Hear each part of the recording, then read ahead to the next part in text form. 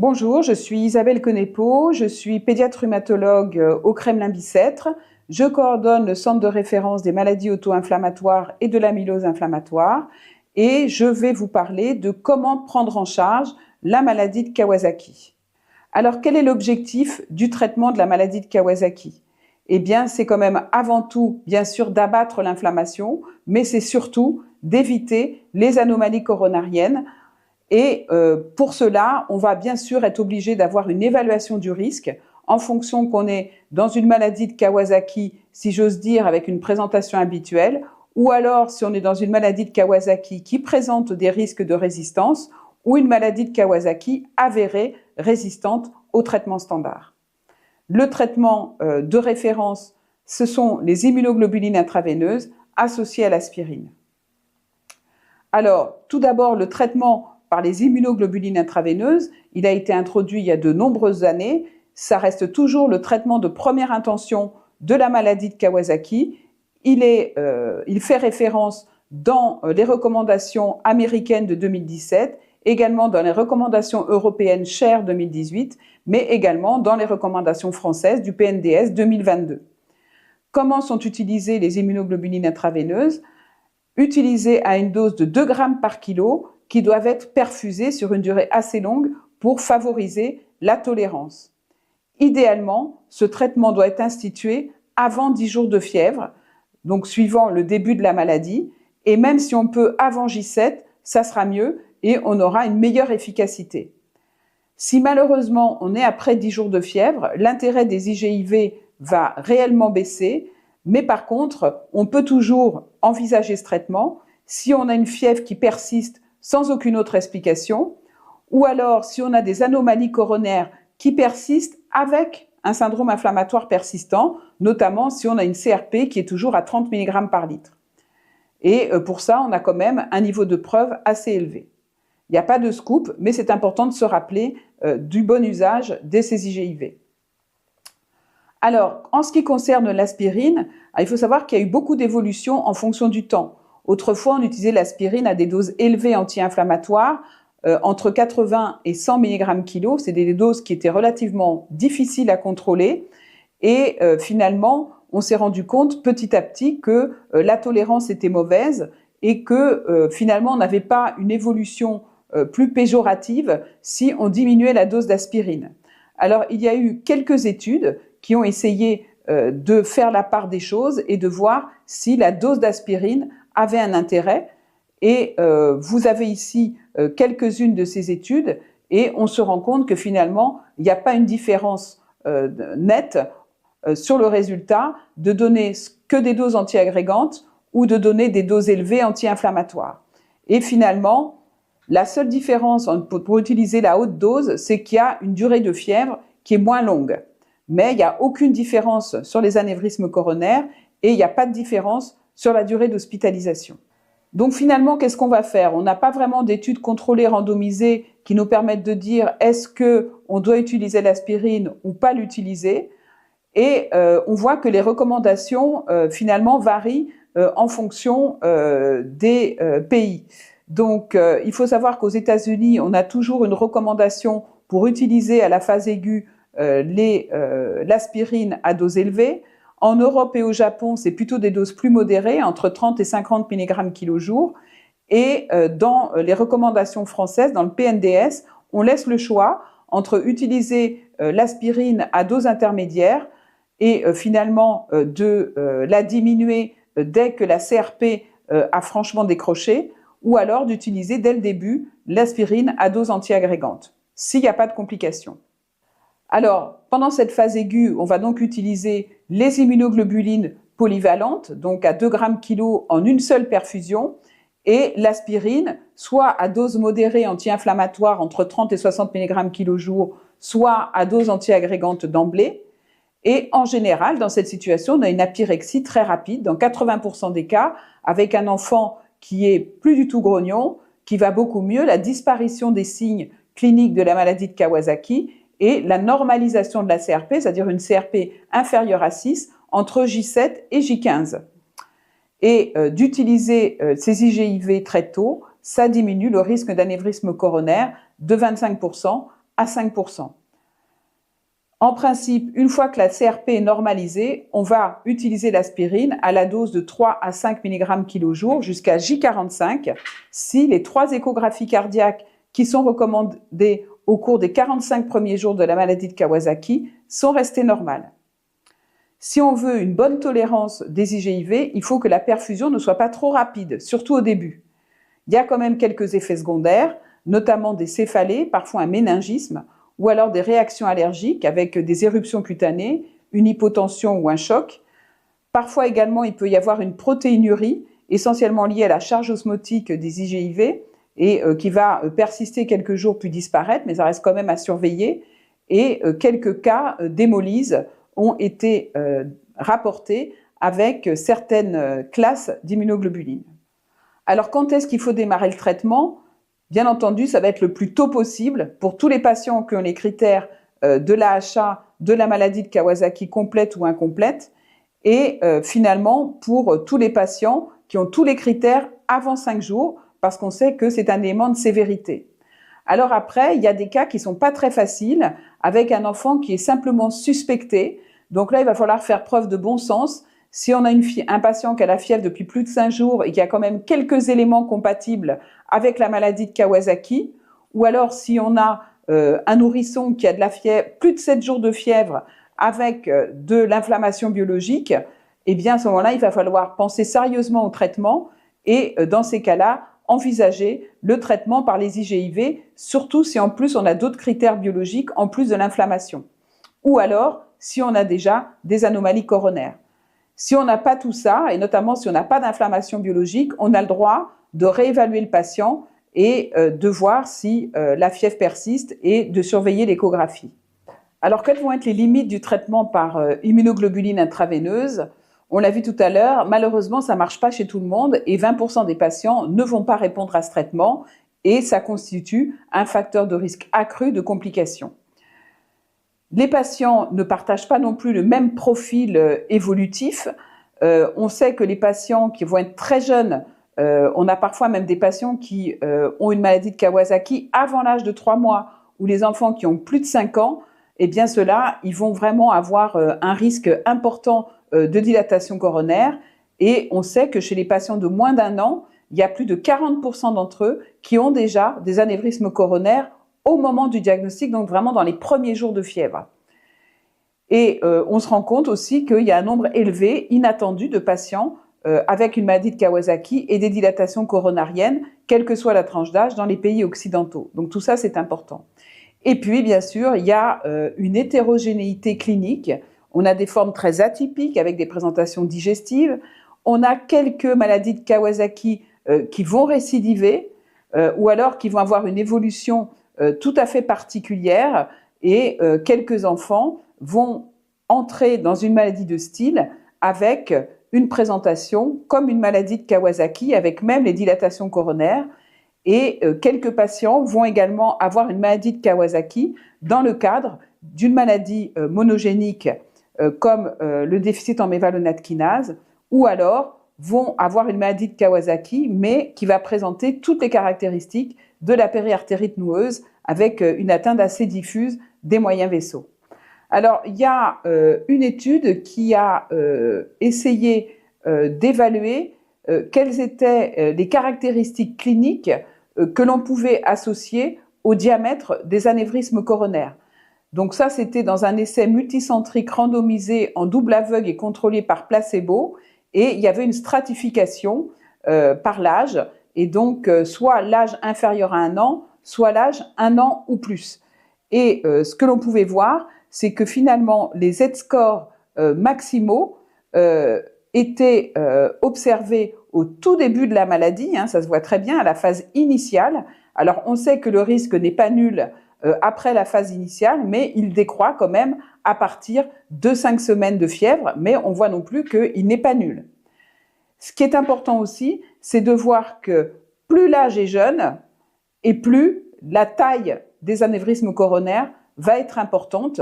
Et donc ça, c'est vraiment un élément à prendre en compte quand on veut évaluer le risque de son patient. Plus il est jeune et plus il a le risque de faire des anévrismes géants. Donc ça, c'est vraiment quelque chose à prendre en considération. On voit également le délai de mise en route du traitement par IGIV. Plus le délai va être long et plus il y a le risque d'anévrisme géant. Et puis, il y a d'autres marqueurs qui ont été étudiés, comme le niveau d'albumine, mais en fait qui témoignent du niveau d'inflammation. Donc, se méfier également des enfants qui ont des niveaux d'inflammation très élevés au début de la maladie. C'est également associé à un risque de faire des anévrismes coronaires géants. Donc, qu'est-ce qu'on peut faire après tout ça? Eh bien, il faut essayer de pouvoir stratifier les patients et de prédire la résistance aux IGIV. Alors, il y a un certain nombre de scores qui ont été développés essentiellement d'ailleurs dans la population asiatique, le score d'Egami et le score de Kobayashi, le score de Kobayashi étant le plus utilisé, qui vous voyez va utiliser l'anatrémie, donc une natrémie inférieure ou égale à 133, le diagnostic de maladie de Kawasaki à partir de 4 jours de fièvre, l'ALAT à 100 unités ou plus, la thrombopénie à moins de 300 000, la CRP à 10 ou plus, l'âge de moins d'1 an et la présence d'une neutrophilie à au moins 80%. Et pour que ce score soit positif, il faut avoir au moins 5 points. Donc nous, on a essayé de tester ces critères dans des populations non japonaises. Donc vous voyez que dans la population japonaise, le score de Kobayashi a une bonne sensibilité et une bonne spécificité, mais il faut voir que dans des populations qui ne sont pas japonaises, la sensibilité est beaucoup moins bonne, à 33%, mais il reste très spécifique. Ce qui veut dire qu'on peut l'utiliser et il a une grande valeur, effectivement, s'il est positif, et par contre, s'il est négatif, on ne peut pas exclure que le patient présente un risque de résistance aux IGIV. Alors, nous avons développé il y a quelques années avec Mariam Piram un score de prédiction de résistance aux IGIV en utilisant notre cohorte française Kawanet et on a pu identifier comme paramètre de risque le niveau d'ALAT à plus de 30 unités internationales, l'hépatomégalie, la lymphopénie à moins de 2400 par millilitre, par millimètre cube, et le délai de traitement court à moins de 5 jours, c'est-à-dire des patients qui vont avoir une maladie de Kawasaki complète avant 5 jours de fièvre. Et ce score a montré une sensibilité de 77% et une spécificité de 60%. On n'a pas inclus, bien sûr, les anévrismes coronaires parce qu'on veut avoir un score qui va marcher tôt, avant même qu'on puisse avoir finalement une échographie cardiaque qui n'est pas disponible partout. Donc, ces scores sont quand même donc utilisables dans la population non asiatique. Donc, le score de Kobayashi, s'il est positif, et le score de Kawanet peut également être utilisé dans les populations non asiatiques. Alors, quelle va être finalement l'approche pragmatique des patients à haut risque de résistance aux IGIV si finalement on a des difficultés avec ces scores? Bien sûr, les patients qui vont avoir une fièvre persistante ou une inflammation persistante ou des signes cliniques 48 heures au moins après avoir reçu des IGIV, donc cela va être considéré comme résistant aux IGIV. Les patients qui présentent les caractéristiques de la maladie la plus grave et donc le plus haut risque de développer des anévrismes coronaires, qui sont donc les enfants de moins d'1 an, les enfants qui ont une CRP constamment élevée malgré le traitement par IGIV, les enfants qui ont un dysfonctionnement hépatique ou une hypoalbuminémie ou une anémie, qui vont témoigner de l'intensité de l'inflammation, ou des enfants qui vont avoir les caractéristiques de SAM ou un choc. Donc ça, ce sont des éléments importants, mais évidemment, avoir d'emblée des dilatations coronaires ou des anévrismes, ou également des anévrismes périphériques avec une inflammation continue, tout ça, c'est à haut risque de développement de résistance aux IGIV.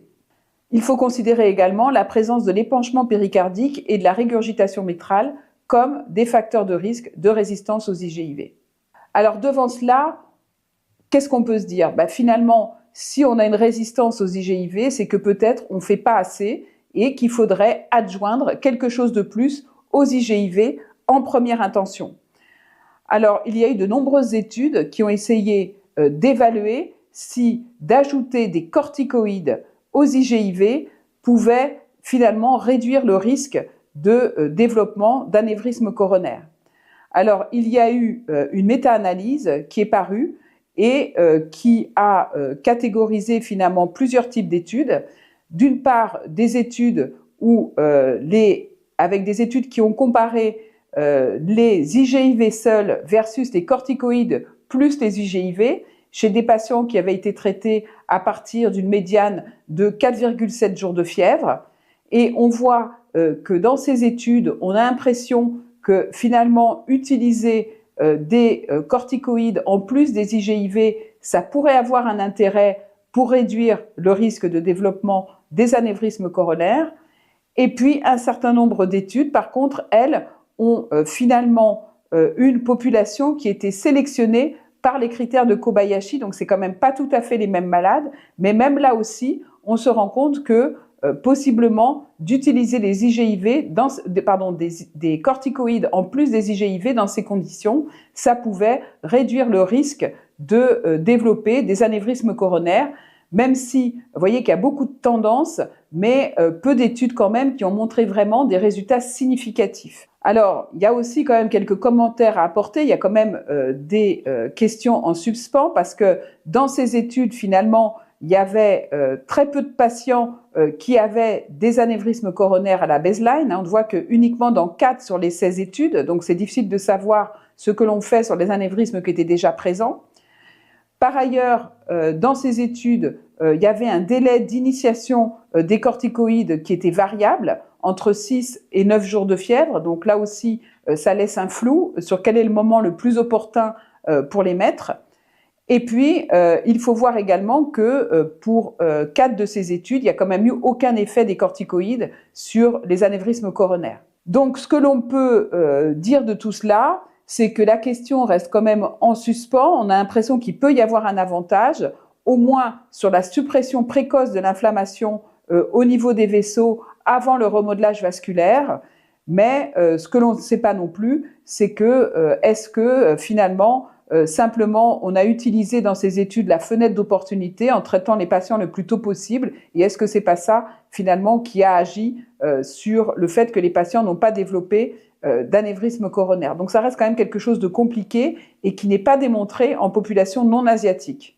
Donc ça, c'est le nombre d'études que nous avons eues, et vous voyez aussi que finalement on ne sait pas comment il faut utiliser les corticoïdes, parce qu'on a eu des fois de la prednisone donnée par voie orale à 2 mg kg/jour, parfois c'était de la méthylprednisolone en bolus, parfois même c'était de la dexaméthasone.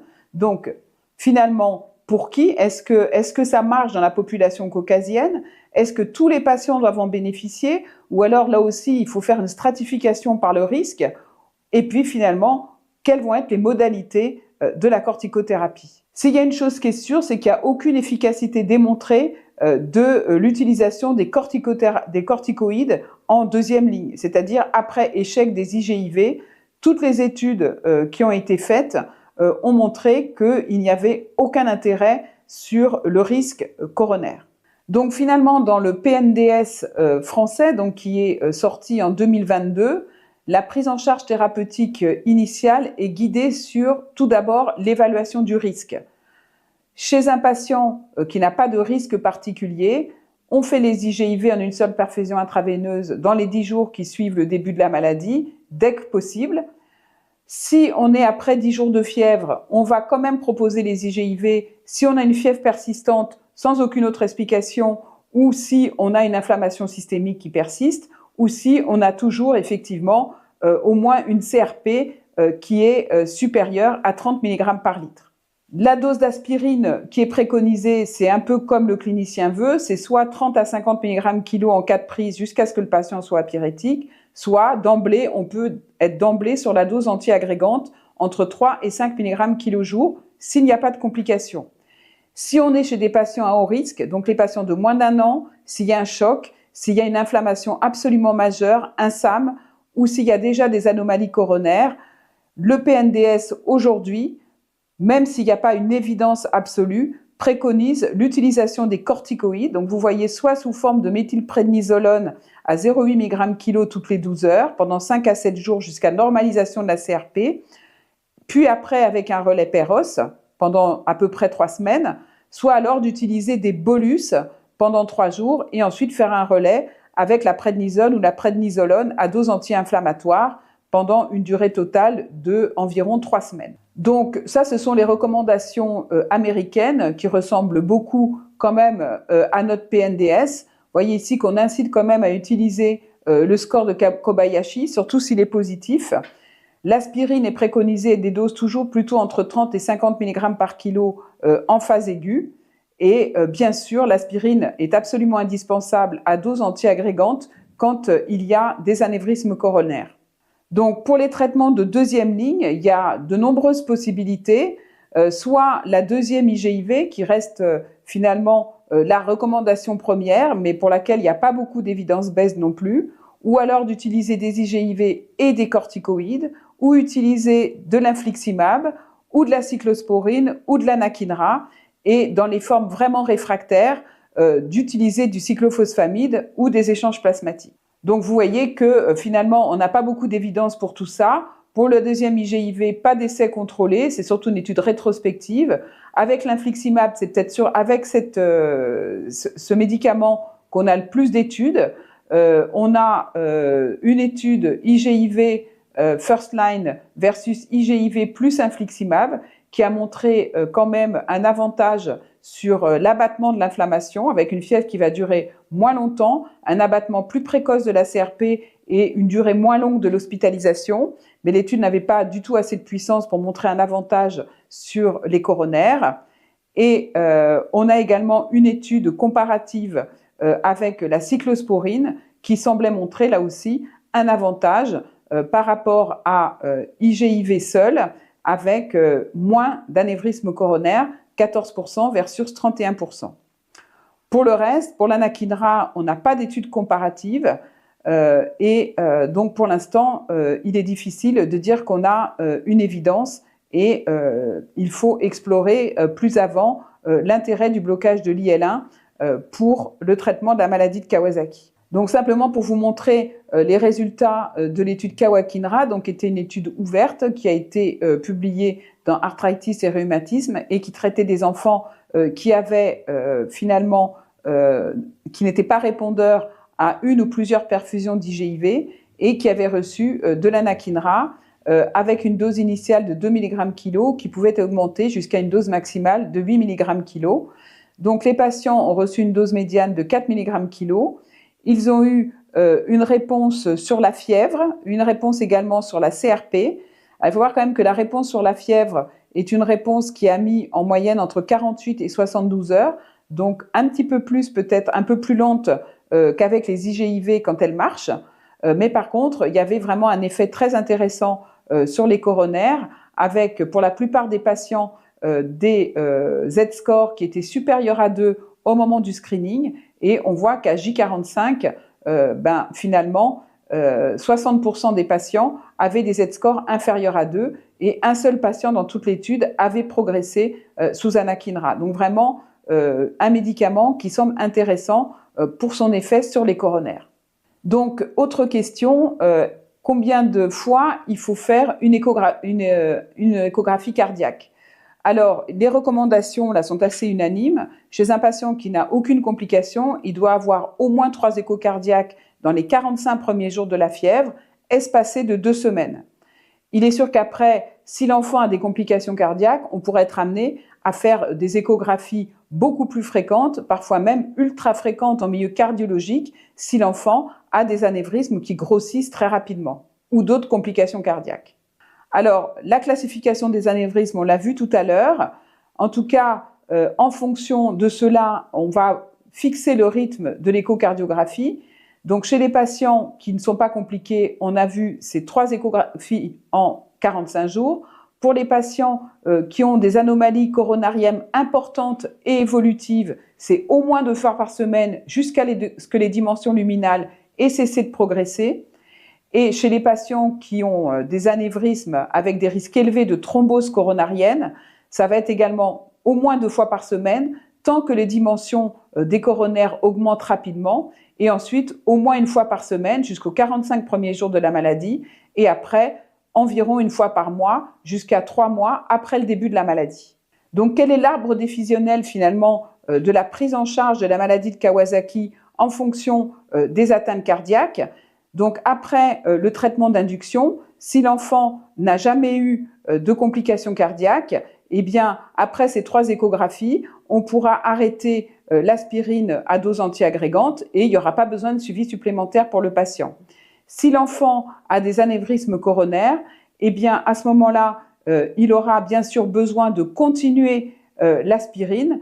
Et s'il a des dilatations coronaires au-delà de 6 mm, c'est-à-dire des anévrismes de taille moyenne mais qui en plus progressent, à ce moment-là, on mettra en plus de l'aspirine des anticoagulants et il faudra prévoir un coroscanner à 1 an, surtout si il y a des dilatations coronaires qui sont toujours présentes.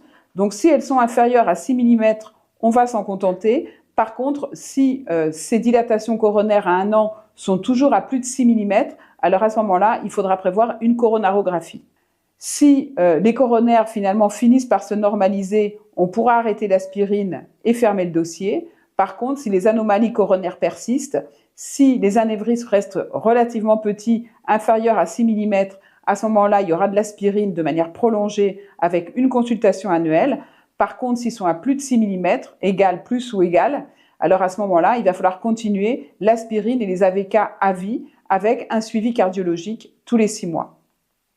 Voilà, je vous remercie de votre attention avec un hommage à plusieurs personnes, d'une part à Tomizaku Kawasaki et à Mariam Piram, et également à Rolando Simaz, qui nous a quittés et qui était vraiment un grand spécialiste de la maladie de Kawasaki et avec qui j'avais eu la joie et le bonheur d'organiser le premier congrès EuroKids à Paris en 2021.